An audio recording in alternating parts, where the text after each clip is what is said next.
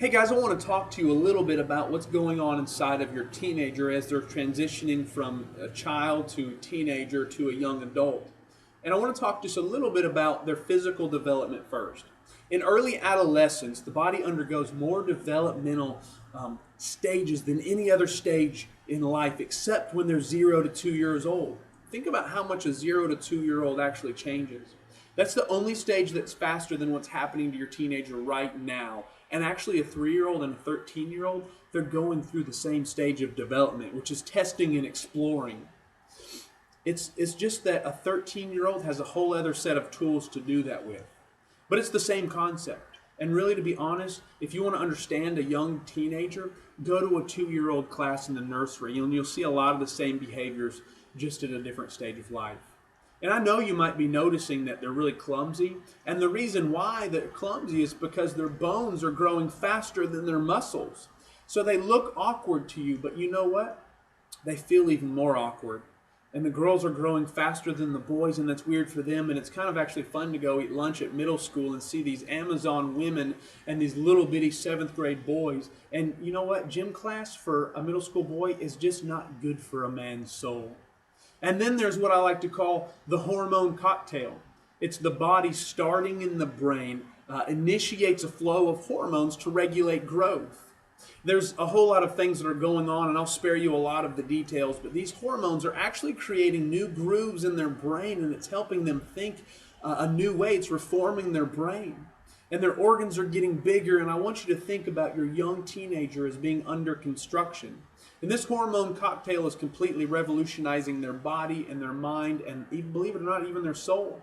The way that they think and believe and who they physically are. And that's why sometimes you have a crazy, intense, emotional being, and then 5 minutes later, it's like someone slipped them a downer. So how did that happen? You know that there's a physiological reason for that. But sometimes they're screaming and yelling and they're just all up in your face. And when you're getting personally offended by that, I'm not excusing them yelling at you, or should you. I would encourage you to have consistent consequences with as little emotional as possible, because they're crazy emotional. And if you return the emotion with the emotion, all you do is create World War III. Isn't that true? So one of the skills for us as parents is we receive emotion and then we go get that emotion out in some healthy way. And that looks different for everyone. Working out or doing yard work, hitting a pillow, whatever it is. But when they bring it at you, you can take that to another place.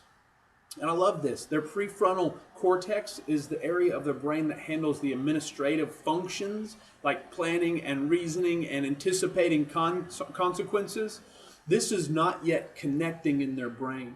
And it won't connect until their early 20s. That explains frat parties, doesn't it? So here's the thing. Legitimately, they haven't yet figured out how to process potential consequences. Now, I went camping with a couple of my friends last May, and we were all going to jump from one rock to another rock.